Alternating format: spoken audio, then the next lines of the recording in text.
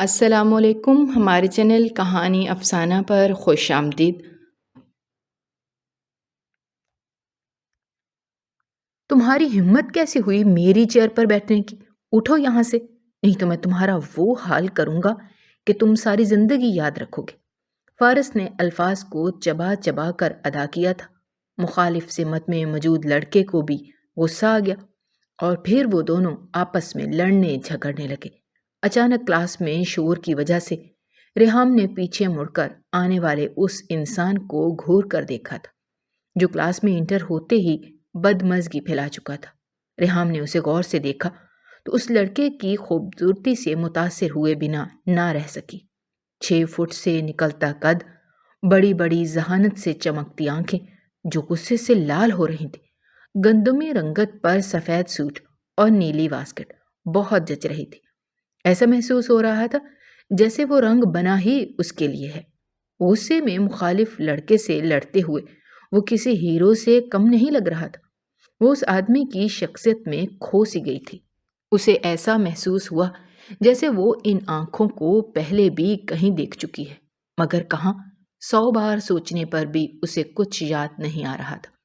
اس نے سر جھٹکا اور پھر اپنی کتاب کی طرف متوجہ ہو گئی۔ کلاسز جوائن کیے ہوئے ہفتہ ہو چکا تھا اور ابھی تک اس کی دوست دانیہ جوائن نہیں کر پائی تھی۔ وہ خود کو بہت اکیلا محسوس کر رہی تھی۔ تبھی کسی لڑکی نے اس کا شانہ تھپ تھپایا تو وہ چونکتے ہوئے اوپر دیکھنے لگی۔ سامنے کھڑی لڑکی اسے مسکراتے ہوئے دیکھنے لگی اور پھر وہاں اس کے ساتھ بیٹھنے کی اجازت طلب کرنے لگی۔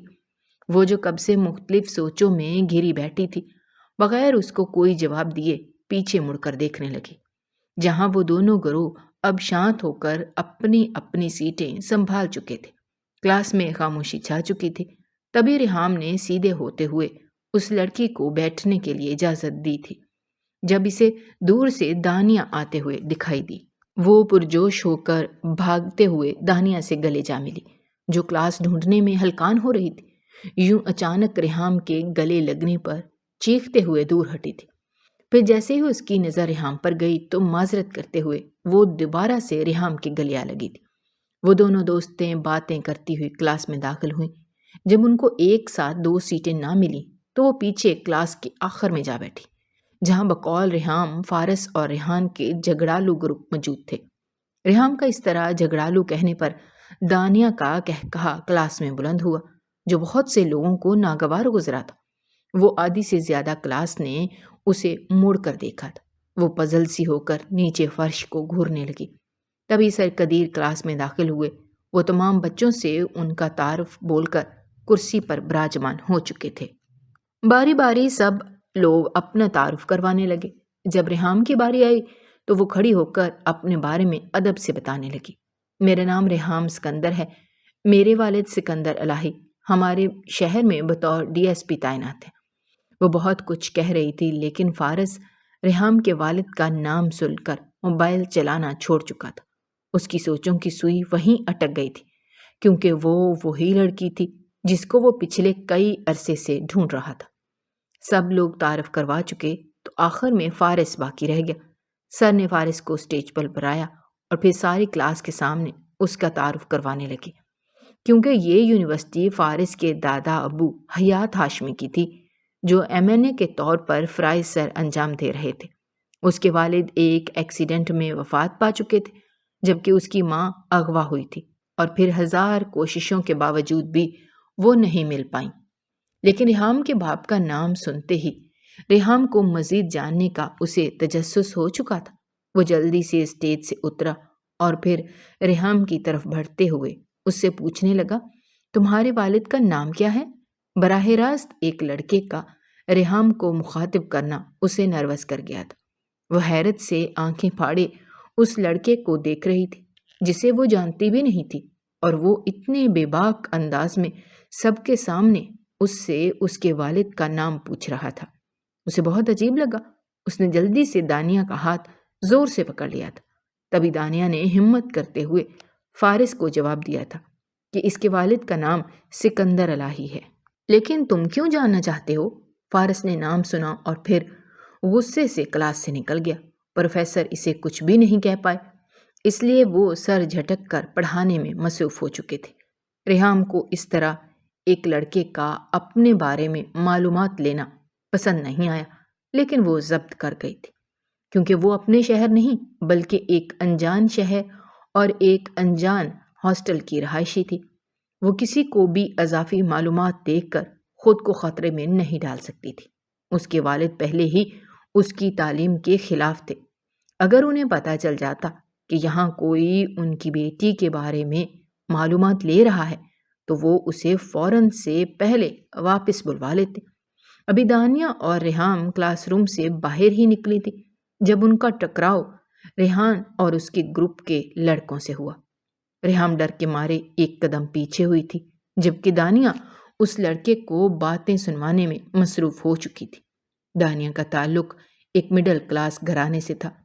سکندر لاہی نے دانیہ کے والد سے بات کر کے ریحام کے ساتھ اس کا ایڈمیشن کروا دیا تھا، تاکہ دونوں دوستیں ایک انجان شہر میں تنہائی کا شکار نہ ہوں اور ہر وقت ساتھ رہیں۔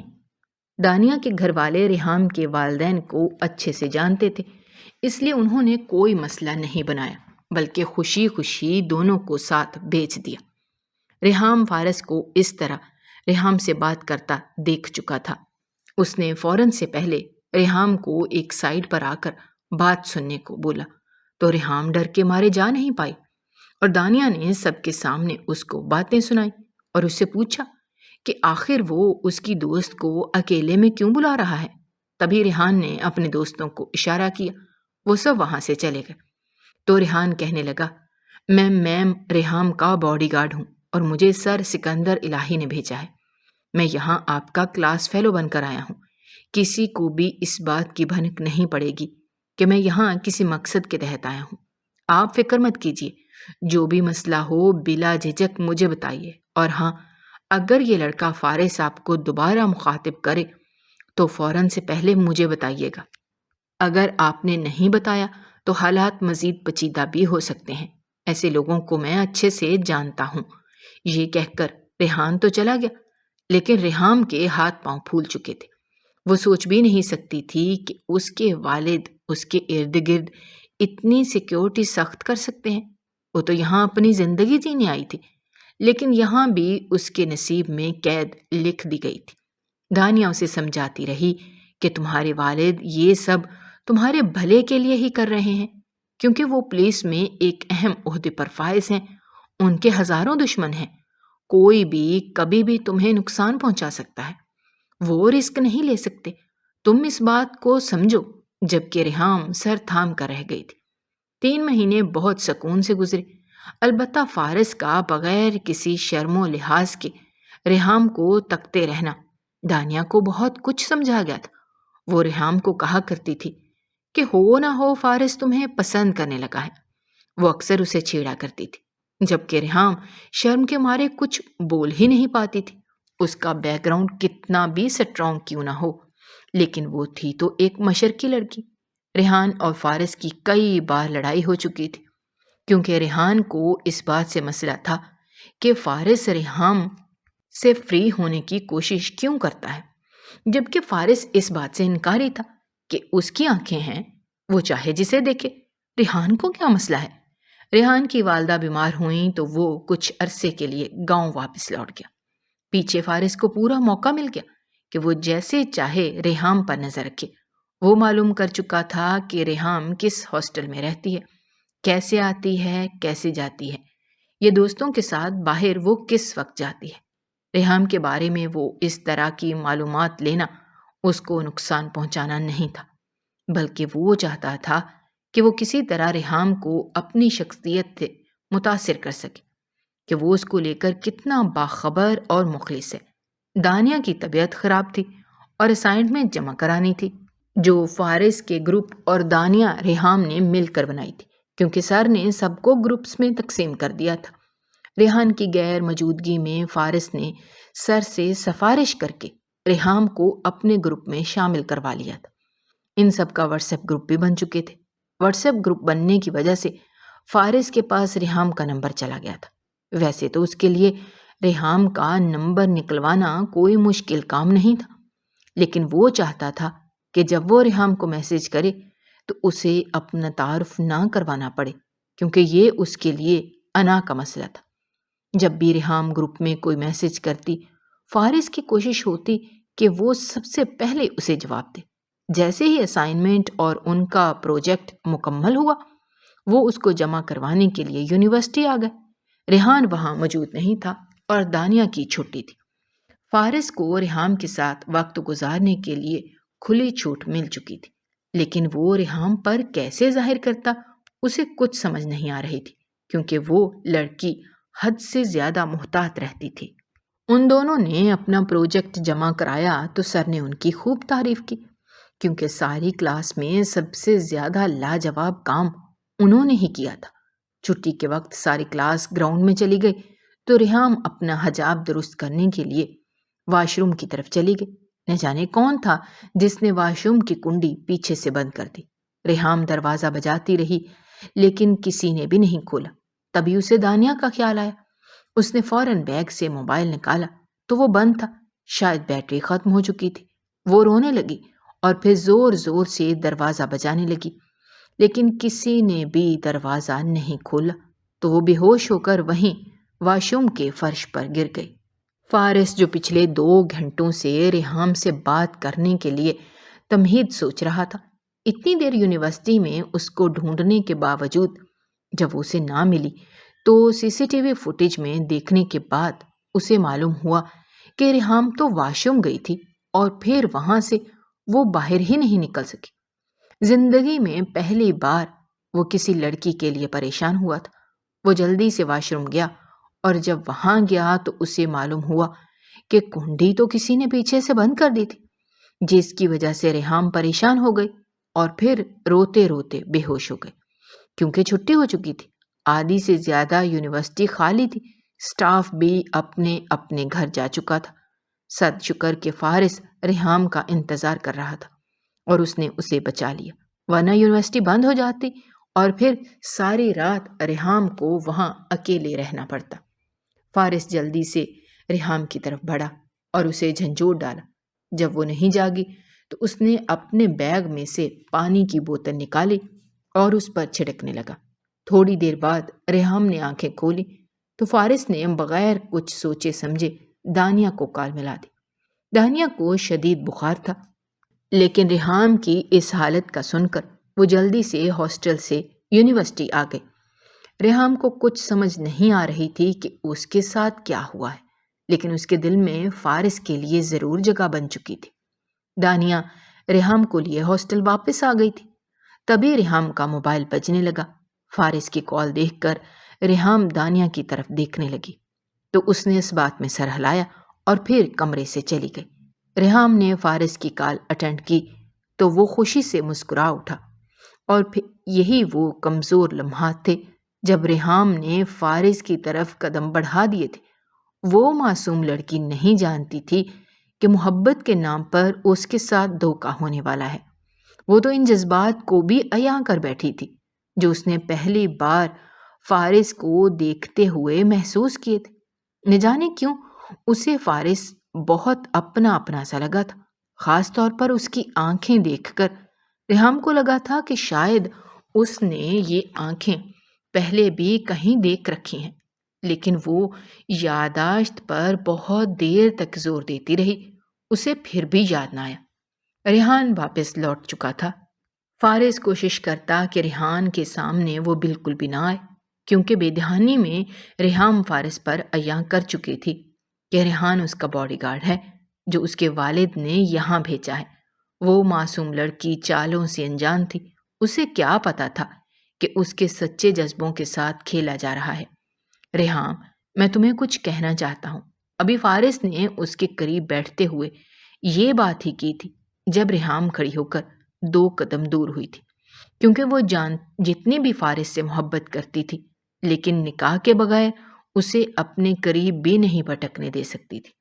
اس کی اس حرکت سے فارس کو غصہ تو بہت آیا تھا، لیکن اس نے خود پر ضبط کر لیا۔ چہرے پر زبردستی کی مسکراہٹ سجاتے ہوئے وہ ریحام سے کہنے لگا، کیا ہم شادی کر لیں؟ میں اب تمہارے بغیر نہیں رہ سکتا۔ کہو تو میرے دادا ابو تمہارے والد سے بات کریں گے، دیکھنا وہ فوراً مان جائیں گے۔ میرے دادا ابو کی شخصیت اتنی مضبوط ہے کہ کوئی بھی انہیں انکار نہیں کر سکتا۔ فارس کے یہ کہنے کی دیر تھی کہ ریحام آنکھیں پھاڑے فارس کی جانب دیکھنے لگی۔ اسے یقین ہی نہیں آیا کہ فارس اس سے یہ کہہ رہا ہے۔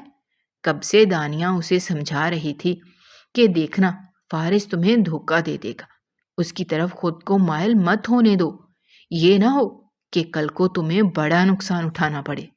لیکن وہ تو فارس کی محبت میں اندھی ہو چکی تھی، اس لیے کسی طور پر بھی دانیہ کی بات ماننے کو تیار ہی نہیں تھی۔ اب جب فارس خود نکاح کا بول رہا تھا تو ریحام خوش ہو گئی، لیکن اسے اپنے والد صاحب سے بہت ڈر لگتا تھا، جو ہر وقت اسے قید میں رکھنا چاہتے تھے۔ اسے معلوم تھا کہ اس کے والد کبھی بھی فارس کے لیے تیار نہیں ہوں گے، کیونکہ وہ اپنے بھتیجے روحان کا نکاح ریحام سے کرنا چاہتے تھے، اور یہ بچپن کی منگنی تھی جو اس کے دادوں نے اپنی حیات میں ہی کر دی تھی، اور سب خاندان والے اور باقی لوگ اس بات سے واقف تھے کہ ریحام ہی روحان کی دلہن بنے گی۔ تم اتنا سوچ کیوں رہی ہو؟ اگر تم اسے محبت کرتی ہو اور اس محبت کو ایک حلال اور جائز رشتے میں بدلنا چاہتی ہو تو یہ تمہارے پاس آخری موقع ہے۔ دانیہ اور ریحان گاؤں گئے ہوئے ہیں، اس سے اچھا موقع تمہیں کبھی نہیں ملے گا۔ تمہارا وہ باپ ہمیں کبھی بھی ایک نہیں ہونے دے گا۔ اگر کل کو تمہارے باپ نے تمہاری شادی تمہارے اس کزن سے کر دی تو پھر مجھے مورد الزام مت ٹھہرانا۔ یہ کہہ کر فارس منہ بنا کر دوسری جانب دیکھنے لگا، جبکہ فارس کی ناراضگی محسوس کرتے ہوئے ریحام کے ہاتھ پاؤں ٹھنڈے پڑ چکے تھے۔ وہ سوچنے لگی کہ وہ کس کو اپنائے۔ ایک طرف اس کے والد کھڑے تھے اور دوسری جانب فارس۔ وہ سوچنے لگی کہ اس کے والد نے آخر اس کو دیا ہی کیا ہے سوائے قید کے، جبکہ فارس نے اس کے ساتھ بھرپور لمحے جیے تھے جب وہ ٹرپ پر گئے تھے۔ وہاں جا کر ریحام کو محسوس ہوا تھا کہ آزادی کسے کہتے ہیں۔ اسے معلوم تھا کہ اس کے والد اس سے بہت محبت کرتے ہیں، زیادہ دیر اس سے ناراض نہیں رہ سکتے۔ تھوڑا سا نکاح کے معلوم ہونے کے بعد وہ غصہ کریں گے، لیکن ایسا تو نہیں ہوگا کہ وہ اپنی بیٹی کو ہی چھوڑ دیں گے۔ یہی وہ وقت تھا جب ریحام نے اپنا ہاتھ فارس کے ہاتھ میں دے دیا تھا۔ فارس جو ریحام کے رویے کی وجہ سے بالکل ہی نا امید ہو چکا تھا، اچانک اس کا اس طرح سے ہاتھ تھامنا اس کے چہرے پر مسکراہٹ لانے کا سبب بنا تھا۔ اس کا بس نہیں چل رہا تھا کہ وہ ریحام کو گلے لگا لے، کیونکہ ریحام اس سے بہت دور رہتی تھی اور بلا وجہ پاس نہیں آنے دیتی تھی، تو وہ اپنی حد میں رہتے ہوئے خوشی سے اچھلنے لگا۔ ریحام کو اس طرح خوش ہوتا دیکھ کر مسکرانے لگی۔ وہ دونوں شاپنگ کرنے گئے اور پھر کچھ دوستوں کی موجودگی میں ان دونوں نے کورٹ میرج کر لی۔ ریحام اپنوں کو یاد کر کے بہت روئی، کیونکہ زندگی میں پہلی بار وہ اپنے بڑوں اور دوستوں کے بغیر اتنا بڑا فیصلہ لے چکی تھی۔ اس نے دانیہ کو بھنک بھی نہیں پڑنے دی تھی کہ وہ فارس سے شادی کرنے والی ہے۔ اس نے اتنا بتایا تھا کہ وہ جلد ہی کوئی بڑا فیصلہ کرنے والی ہے۔ دانیہ اسے سمجھانا چاہتی تھی، لیکن کیونکہ دانیہ کا کزن ریحان اپنی پڑھائی مکمل کر چکا تھا اور اب پولیس میں بھی بھرتی ہو کر سکندر الہی کے ماتحت کام کر رہا تھا، تو گھر والوں نے ان دونوں کی شادی طے کر دی تھی۔ ریحام نے یہ کہہ کر دانیہ کو گاؤں واپس بھیج دیا کہ وہ اس کی شادی کے فنکشن شروع ہوتے ہی آ جائے گی۔ فی الحال وہ ساری کلاسز چھوڑ نہیں سکتی، کیونکہ پیپر آنے والے ہیں، تو پھر سارا کورس کور کرنا بہت مشکل ہو جائے گا۔ دانیہ ریحام کو اس طرح پڑھائی کو سیریس لینا جانتی ہے، اس لیے وہ چپ چاپ گاؤں آ گئی، لیکن اس سے پہلے اس نے ریحام کو بہت سمجھایا۔ ریحام نے بھی دانیہ کی بات ماننے کی حامی بھر لی تھی۔ فارس کے چند دوستوں کے درمیان ان دونوں کا نکاح ہو چکا تھا۔ وہ دونوں فارس کے فارم ہاؤس پر موجود تھے، جو آبادی سے ہٹ کر ایک ویران علاقے میں تھا۔ وہ نہایت ہی خوبصورت فارم ہاؤس تھا۔ ریحام کو وہ بہت پسند آیا تھا، کیونکہ وہ سبزہ اور پودوں کو بہت پسند کرتی تھی۔ نکاح ہوتے ہی فارس کے تمام دوست اپنے گھروں کو لوٹ گئے۔ تبھی فارس نے ریحام کا ہاتھ پکڑا اور مسکراتے ہوئے اٹھا کر لے جانے لگا۔ ریحاں محبت کو پا کر بہت خوش تھی۔ شرم سے اس کے گال لال ٹماٹر ہو رہے تھے۔ وہ مسلسل مسکرا رہی تھی۔ اس کے اندر اس کے باپ کا ڈر، خوف، سب کچھ مٹ چکا تھا۔ وہ محبت بھرے ان لمحوں کو جینا چاہتی تھی۔ تبھی ریحام اپنے کمرے میں جانے کے بجائے اسے بیسمنٹ میں لے جانے لگا۔ ریحام حیرت سے فارس کی جانب دیکھنے لگی تو فارس مسکراتے ہوئے کہنے لگا، سوری، تم گھبراؤ مت، میں نے تمہارے لیے ایک سرپرائز تیار کروایا ہے، تم فکر مت کرو، میں ہوں نا تمہارے ساتھ، مجھ پر بھروسہ ہے نا؟ یہ کہتے ہی فارس ریحام کی جانب دیکھنے لگا۔ ریحام مسکراتے ہوئے کہنے لگی، تم پر ہی تو بھروسہ کر کے یہاں تک آئی ہوں، اگر تم پر بھروسہ نہ کرتی تو پھر کہاں جاؤں گی؟ اب تمہارے علاوہ میرا اس دنیا میں کوئی بھی نہیں ہے۔ یہ کہہ کر ریحام فارس سے لپٹ گئے۔ فارس مسکرانے لگا۔ ابھی تک ریحام کو اس پر شک تک نہیں ہوا تھا، یہ تو اور اچھی بات تھی۔ بیسمنٹ میں جاتے ہی ریحام نے اپنے موبائل کی ٹارچ آن کی اور پھر زور سے ریحام کو بیسمنٹ کے اندر دھکا دیا اور پھر بیسمنٹ کو تالا لگا کر باہر آ گیا۔ وہ باہر کھڑا ریحام کی چیخیں سن رہا تھا۔ وہ زور زور سے روتے ہوئے بار بار فارس کو بلا رہی تھی، اسے آوازیں دے رہی تھی، لیکن فارس کو اس کو اس طرح تکلیف میں دیکھ کر بہت خوشی مل رہی تھی۔ وہ مسکرانے لگا اور پھر دیکھتے ہی دیکھتے اس کی مسکراہٹ گہری ہوتی گئی، جبکہ ریحام زور زور سے چیخیں مارنے لگی کیونکہ اسے اندھیرے سے بہت ڈر لگتا تھا۔ گھبراہٹ کے مارے اس کے دل کی دھڑکن تیز ہو رہی تھی اور خالی بیسمنٹ میں اس کے دل کی دھڑکن کی آواز گونج رہی تھی جو ماحول کو اور زیادہ خوفزدہ پیش کر رہی تھی۔ ریحام جو پہلے ہی اپنے والد کے تاثرات سے ڈری ہوئی تھی کہ جب انہیں پتہ چلے گا کہ ان کی بیٹی نے نکاح کر لیا ہے تب ان پر کیا گزرے گی، وہ ان کے خلاف کیا اقدامات کریں گے، لیکن وہ مطمئن تھی کہ وہ انہیں نقصان نہیں پہنچا سکتے کیونکہ فارس کے دادا ابو ایمن تھے اور ان کے پاس اتنے تو اقتدارات تھے کہ وہ اپنے پوتے اور بہو کو کچھ ہونے نہ دیں۔ اسے بس اتنا ڈر تھا کہ آج کے بعد اس نے اپنے سبھی پیارے رشتے کھو دیے تھے اور فارس بھی اس کی سوچ کے برعکس رویہ اپنائے ہوئے تھا۔ وہ روتے روتے بے ہوش ہو گئے۔ جب اس کی آنکھ کھلی تو سانس لینے میں اسے بہت تکلیف ہونے لگی کیونکہ شاید بیسمنٹ کئی عرصے سے خالی پڑا ہوا تھا، دھول مٹی اس میں بھری ہوئی تھی اور زیادہ رونے کی وجہ سے اس کی ہچکی بند چکی تھی۔ وہ بہت زیادہ ڈری ہوئی تھی کیونکہ جہاں بھی اس کی نظر جاتی ہر طرف اندھیرا ہی اندھیرا تھا۔ وہ جاگی تو خوف سے پھر سے بے ہوش ہونے لگی جب بیسمنٹ کا دروازہ کھلا اور روشنی کا طوفان اس کی جانب بڑھا۔ پچھلے 9 گھنٹے اندھیرے میں گزارنے کے بعد اس کی آنکھیں اچانک اتنی روشنی کی وجہ سے چندیا چکی تھیں۔ وہ اپنی آنکھوں پر ہاتھ رکھے روشنی کو روک رہی تھی۔ تبھی فارس آگے بڑھا اور کھانے کی ایک تھیلی اس کی جانب پھینکی اور پھر دروازہ دوبارہ بند کر دیا۔ ریحام ایک بار پھر سے اس کی جانب بڑھی اور یہاں اس کا پچھلا رویہ بھولتے ہوئے پھر بیسمنٹ کا دروازہ زور زور سے پیٹنے لگی۔ فارس اس کی یہ حالت دیکھ کر ہنسنے لگا۔ اس کے کہوں کی آواز ریحام بخوبی سن رہی تھی۔ اسے سمجھ نہیں آ رہا تھا کہ فارس آخر اس کے ساتھ ایسا کیسے کر سکتا ہے۔ وہ تو اس سے محبت کا دعوے دار تھا۔ آج پھر جب اس کو وہ دعوے نبھانے پڑ رہے تھے تو وہ ایسے کیوں سلوک کر رہا تھا؟ سوچوں نے ریحام کو پاگل کیا ہوا تھا۔ جب اس کے ذہن میں دانیہ کی باتیں گونجنے لگیں، وہ صحیح کہتی تھی کہ محبت ایک فریب ہے اور اس میں کوئی سچائی نہیں ہے۔ جو بھی اس کو پانے کی کوشش کرتا ہے وہ برباد ہو جاتا ہے۔ رو رو کر اس کا گلا سوکھ چکا تھا۔ ایسا لگتا تھا کہ حلق میں کانٹے پھنس چکے ہیں۔ اس نے کھانا زور سے دروازے پر مارا تھا اور پھر سے رونے میں مشغول ہو گئی تھی۔ ساری رات اس کے رونے کی آوازوں سے فارس سو نہیں سکا تھا، لیکن وہ بہت خوش تھا کہ آج وہ اپنی ماں کا بدلہ لے چکا تھا۔ ایسے ہی اس کی ماں چیخی چلائی ہوگی، لیکن اس ظالم شخص نے اس پر ذرا بھی رحم نہیں کیا ہوگا۔ آج اس کے دل میں ایک عجیب سی ٹھنڈک تھی جو بدلے کی آگ کو ٹھنڈا کر چکی تھی۔ اسے ریحام سے ہمدردی محسوس تو ہو رہی تھی، لیکن اس کے والد کا سوچتے ہی اسے غصہ آنے لگتا اور اپنی ماں کا معصوم چہرہ اس کی آنکھوں کے سامنے گھوم جاتا۔ تب وہ ریحام پر اور زیادہ ظلم کرتا، وہ جو ڈر اور خوف کے مارے کئی بار بے ہوش ہو چکی تھی۔ اب اس کی حالت پاگلوں والی تھی۔ پچھلے کئی گھنٹوں سے بیسمنٹ سے کوئی بھی آواز نہیں آ رہی تھی۔ فارس کو پریشانی تو بہت ہوئی تھی، لیکن وہ اتنا مصروف تھا کہ وہ بیسمنٹ میں جا کر دیکھ نہیں پایا، اور پھر 2 دن تک اسے بات ہی بھول گئی۔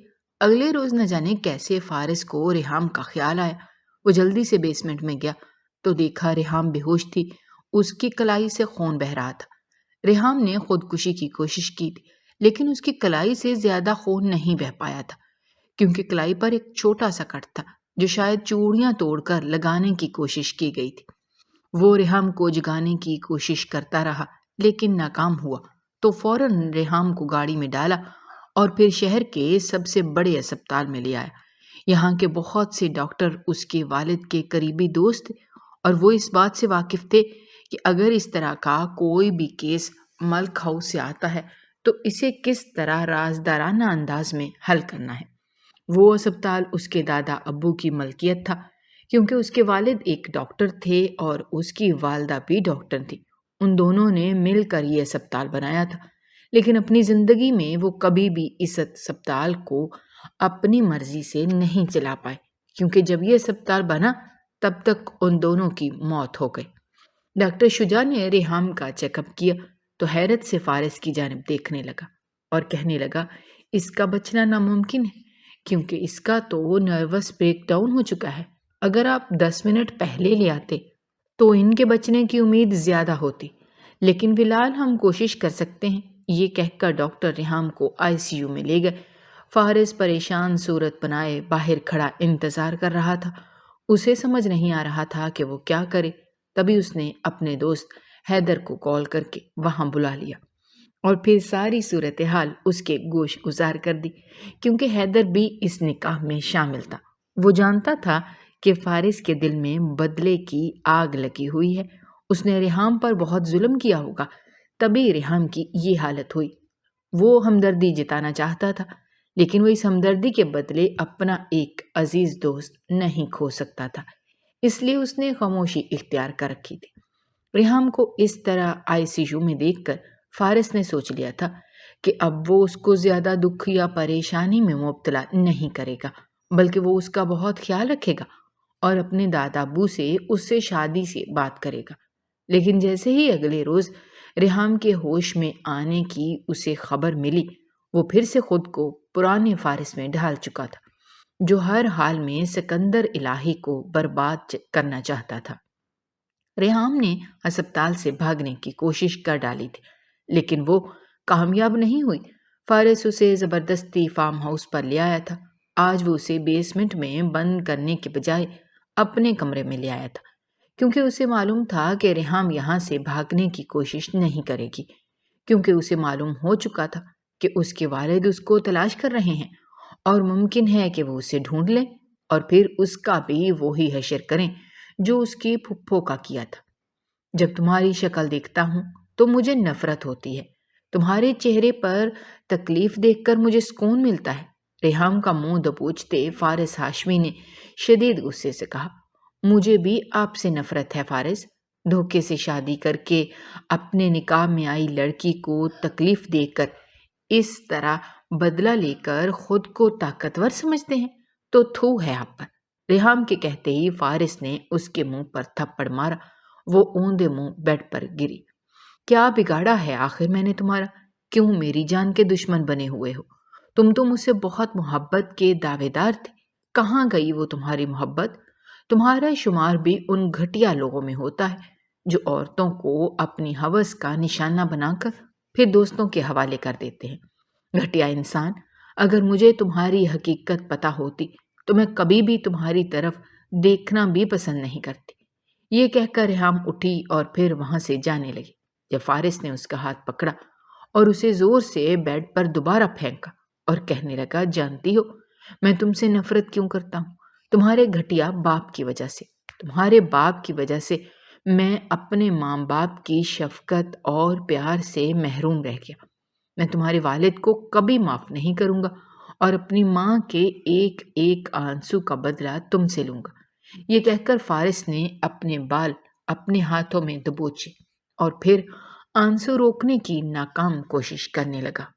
ایک راز جو اس نے کتنے دنوں سے اپنے سینے میں دفن کیا ہوا تھا، آج وہ راز ریحام پر فاش ہونے والا تھا۔ اسے معلوم تھا جتنی تکلیف اس نے خود محسوس کی ہے، ریحام بھی اتنی ہی کرے گی، کیونکہ اس کی سگی ماں ریحام کی سگی پھپھو تھی۔ بتاؤ میرے والد نے کیا کیا؟ تمہاری ماں کو مارا؟ تمہارے پاس ثبوت ہیں تو لاؤ، دکھاؤ مجھے۔ اگر تم ثبوت لے آئے تو میں خود اپنے والد کو پھانسی کے پھندے پر چڑھاؤں گی۔ یہ کہہ کر ریحام غصے سے پھنکارتی ہوئی اس کے قریب آئی تھی۔ تبھی فارس کہنے لگا، میں تمہیں ثبوت دکھاتا ہوں جو میں روز دیکھتا ہوں۔ میرا کلیجہ پھٹنے کو آ جاتا ہے جب میں اپنی ماں کو اس حالت میں دیکھتا ہوں۔ یہ کہہ کر فارس نے اس کا ہاتھ دبوچا اور پھر زبردستی اس کو گھسیٹتے ہوئے ایک کمرے میں لے گیا، جہاں وہ اسے بیڈ پر بٹھا کر خود وہ سی ڈی آن کر چکا تھا۔ ریحام نے ویڈیو دیکھی تو اسے اپنی آنکھوں پر یقین نہیں آیا۔ اس معصوم عورت پر ظلم کرنے والا کوئی اور نہیں، اس کا اپنا سگا باپ تھا۔ وہ حیرت سے گنگ ہو کر وہ ویڈیو دیکھتی رہی۔ اس نے بار بار وہ ویڈیو چلائی اور پھر زور زور سے روتے ہوئے کہنے لگی، میں بھی اپنی ماں کی طرح بد نصیب ہوں، جس کی زندگی میں ایسا مرد آیا جس نے اس کی زندگی تباہ کر دی، اور میری زندگی میں بھی میرے لیے اہمیت رکھنے والے دونوں شخص ہی ظالم اور جابر ہیں۔ یہ کہتے ہوئے وہ روتے ہوئے گھٹنوں میں اپنا سر چھپا چکی تھی۔ آج وہ جس باپ کو ہیرو سمجھتی تھی، اسے اس سے شدید نفرت ہونے لگی تھی۔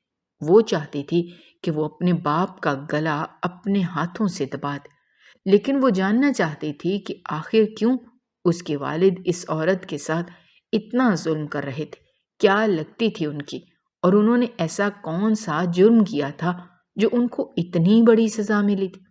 ابھی وہ دونوں وہیں بیٹھے تھے جب پولیس کا سائرن بجا اور پھر سپیکر پر سکندر الہی کی آواز نے پورے علاقے میں گونجنا شروع کر دیا، میں کہتا ہوں فارس، میری بیٹی کو میرے حوالے کر دو، ورنہ مجھ سے برا کوئی نہیں ہوگا، میں تمہیں پھانسی کے پھندے پر لٹکاؤں گا۔ یہ سننے کی دیر تھی کہ فارس جلدی سے پستول اٹھائے اس میں گولیاں بھرنے لگا۔ تبھی ریحام آگے بڑھی اور اسے روکنے کی کوشش کرنے لگی، لیکن وہ ریحام کی ایک بات بھی نہیں سننا چاہتا تھا۔ تبھی اس نے ریحام کو اپنے نمبر سے اپنے باپ کو فون کرنے کا کہا۔ ریحام نے کانپتے ہاتھوں کے ساتھ سکندر الہی کو کال ملائی۔ وہ بیٹی کی آواز سن کر کہنے لگے، تم فکر مت کرو، میں تمہارے ساتھ ہوں، میں تمہیں بچا لوں گا، تم بس اس درندے سے دور رہو۔ تبھی ریحام روتی ہوئی کہنے لگی، بابا وہ آپ سے بات کرنا چاہتا ہے، اپنی ٹیم کو باہر چھوڑ کر آپ اندر آ جائیے، ورنہ وہ مجھے مار دے گا، پلیز بابا مجھے بچا لیجیے۔ یہ کہہ کر ریحام رونے لگی اور اس نے اپنا موبائل بند کیا اور پھر اسی کمرے میں صوفے پر پاؤں رکھے سکندر الہی کا انتظار کرنے لگی۔ صوفے کے بالکل سامنے نیچے فرش پر ریحام بیٹھی تھی، جس کی کمپٹی پر پستول رکھا ہوا تھا۔ سامنے اس کی والدہ کی ویڈیو چل رہی تھی، جس پر اس کے والد ظلم کرتے ہوئے دکھائی دے رہے تھے۔ سکندر الہی جیسے ہی کمرے کی طرف بڑھے، ان دونوں کو وہ ویڈیو دیکھتے ہوئے پایا تو گن کو نیچے کر دیا اور پھر سے کہنے لگے، میری بیٹی کو میرے حوالے کر دو، اس کے بدلے چاہو جو مانگو، میں تمہیں دینے کو تیار ہوں، لیکن میری بیٹی پر ایک آنچ بھی نہیں آنی چاہیے۔ یہ کہہ کر سکندر الہی خود پر ضبط کرتے ہوئے آگے بڑھے۔ ان کے قدم وہیں پر منجمد ہو گئے جب فارس نے پستول اسٹارٹ کر لی، اور اس کو پستول اٹھاتا دیکھ کر سکندر الہی بھی پستول اٹھا چکے تھے۔ انہوں نے فوراً سے پہلے اپنا ریوالور سنبھالا۔ درمیان میں ریحام کھڑی تھی، جبکہ دونوں جانب وہ دونوں ہاتھوں میں لوڈ پستول لیے ایک دوسرے کو خون بھری آنکھوں سے گھور رہے تھے۔ ان کا بس نہیں چل رہا تھا کہ ایک دوسرے کو گولیوں سے چھلنی کر دیں۔ تبھی ریحام آگے بڑھی۔ سکندر اس کو منع کرتے رہے کہ آگے مت بڑھو ورنہ وہ گولی مار دے گا۔ ریحام نے جلدی سے اپنا اور اپنے والد کے درمیان کا فاصلہ ختم کیا تو سکندر الہی کو لگا کہ شاید وہ اسے گلے لگا لے گی، لیکن اس نے آگے بڑھتے ہی باپ کے منہ پر زور سے تماچا دے مارا۔ آخر ایسی کیا وجہ تھی کہ کسی عورت پر وہ ظلم کرنے چلے تھے جو آپ کی بہن تھی؟ ایسا کون سا جرم کیا تھا انہوں نے جو انہیں اتنی بڑی سزا ملی کہ پہلے ان کے شوہر کو ایکسیڈنٹ میں مروا دیا اور پھر انہیں شکاری کتوں کے درمیان چھوڑ دیا؟ شرم نہیں آئی آپ کو خود اپنے ہاتھوں سے اپنی بہن کا قتل کرتے ہوئے؟ اب جیسے لوگوں کو ڈوب کر مر جانا چاہیے۔ زندگی میں پہلی بار مجھے آپ کو والد کہتے ہوئے افسوس ہو رہا ہے۔ بتائیں مجھے آخر اس عورت کا کیا قصور تھا؟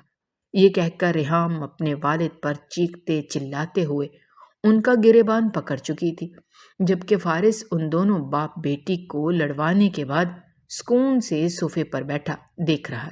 سکندر الہی بیٹی کے سوالوں اور تھپڑ سے حیران پریشان اسے دیکھ رہے تھے۔ وہ سوچ بھی نہیں سکتے تھے کہ ان کی بیٹی انہیں تھپڑ بھی مار سکتی ہے۔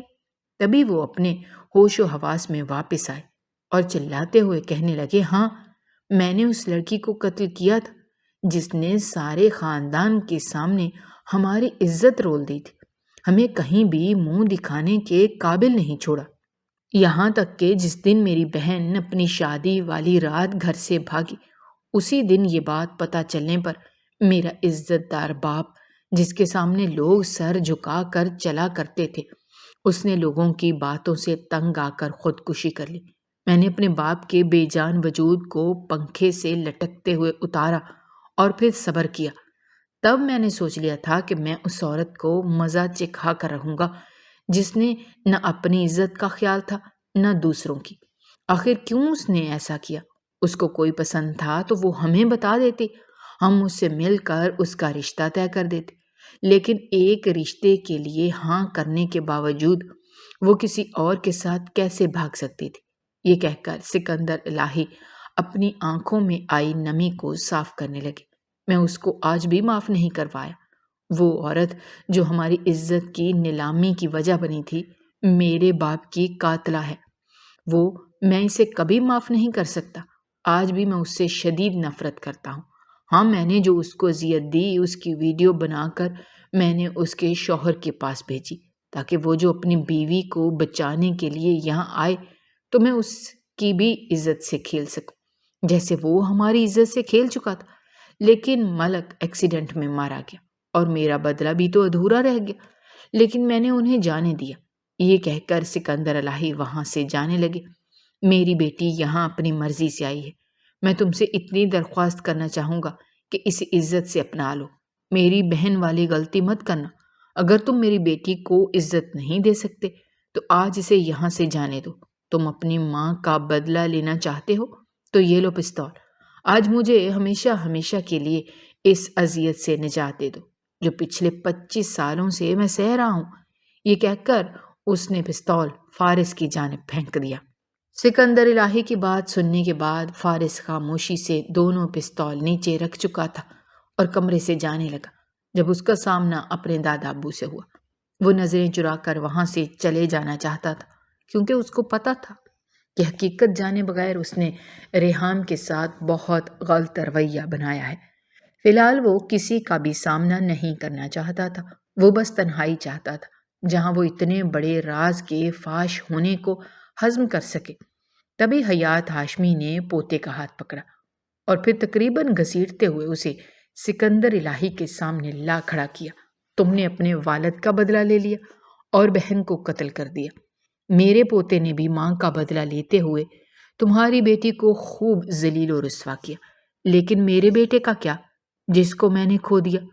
وہ بھی تمہاری وجہ سے۔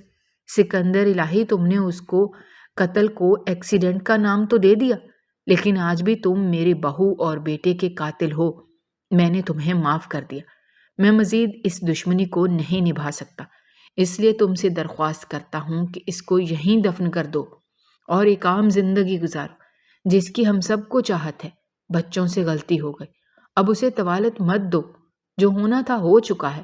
سمجھداری سے کام لو، سب نے اپنے حصے کا بدلہ لے لیا، اب کیوں اس مسئلے کو بڑھاوا دے رہے ہو کہ ہماری آنے والی نسلیں بھی اس بدلے کا نوالا بن جائیں؟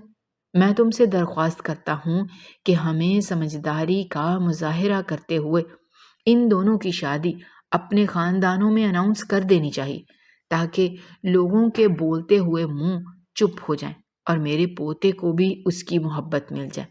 وہ اس سے محبت کرتا ہے، لیکن کیونکہ وہ تمہاری بیٹی ہے اس لیے وہ جتانا نہیں چاہتا۔ وہ اسے تکلیف دینا چاہتا ہے تاکہ تم تکلیف محسوس کر سکو۔ وہ تمہیں مار کر اپنا بدلہ پورا کرنا چاہتا تھا، لیکن جب اسے معلوم ہوا کہ تمہاری اکلوتی بیٹی میں ہی تمہاری جان بستی ہے تو وہ اس کو تکلیف دے کر تم سے بدلہ پورا کرنا چاہتا تھا۔ بدلے میں وہ بھول چکا تھا کہ وہ وہی ہستی ہے جس سے وہ محبت کرتا ہے۔ ساری باتیں چھوڑو، شادی کی تاریخ طے کر لیتے ہیں، پھر جیسا ہوگا دیکھا جائے گا۔ شادی کی باتیں ہوتے ہی ریحام نے سر جھکا لیا تھا، جبکہ فارس حیات ہاشمی کے زور سے گلے جا لگا تھا۔ ان دونوں کا پیار دیکھ کر سکندر الہی اپنی بیٹی کے اچھے نصیب کی دعا کرنے لگے تھے۔ شکر ہے انہوں نے اپنی بیٹی کو بہن والی غلطی کرنے سے روک دیا تھا۔ اس بات کا وہ جتنا شکر ادا کرتے وہ کم تھا۔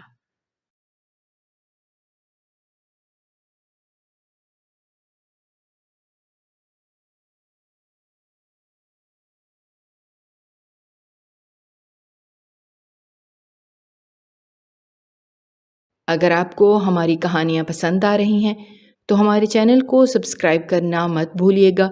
شکریہ۔